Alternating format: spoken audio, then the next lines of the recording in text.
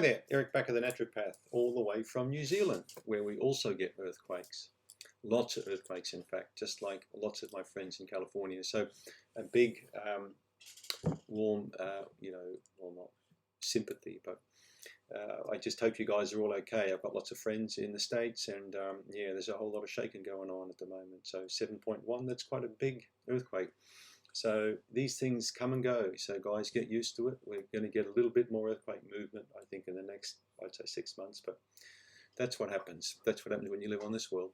Now, let's talk about junk food and withdrawal of junk food. I read an interesting study that came online in September 2018.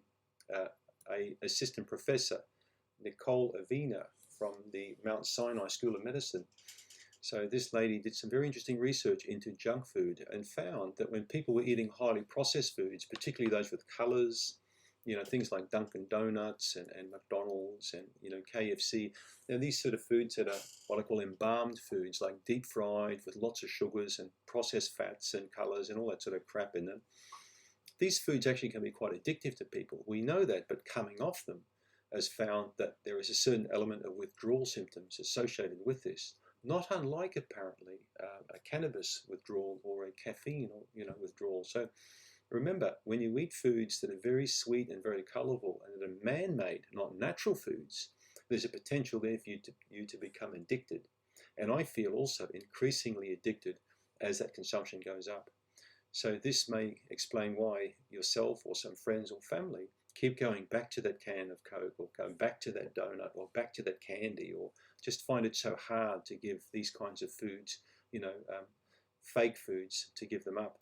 So a good advice is, if you've got family, especially with children or young children, is not to get them started too early at age on all this sort of processed crap, but to encourage eating healthy foods.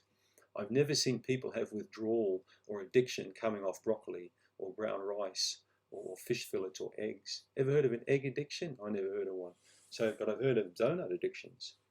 My last visit in the States, I couldn't believe how many law enforcement, police officers I saw actually eating donuts and drinking this sort of stuff, and I couldn't believe it. So yeah, so just be careful when you get involved in the junk food industry, and you become party of it, eating this food regularly, and you try and get off it, you may have withdrawal symptoms.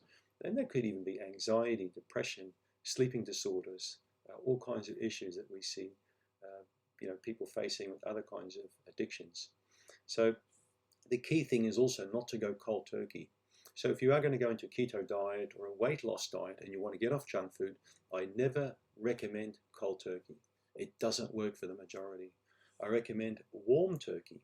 Okay? If you read my book, Candida Crusher, that will explain what warm turkey is coming off foods over a 2 or 3 week period, not just stopping. Stopping usually means starting. So it fails with most people. All right? I can tell you that from experience.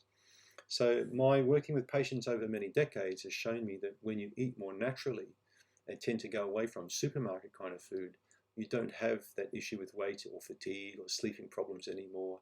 The addiction, it's just not an addiction. That thing's just gone.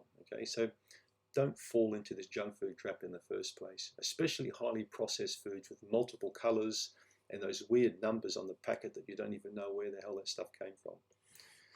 Don't forget to click on the link in the description box if you want my free PDF report. Thanks for tuning in.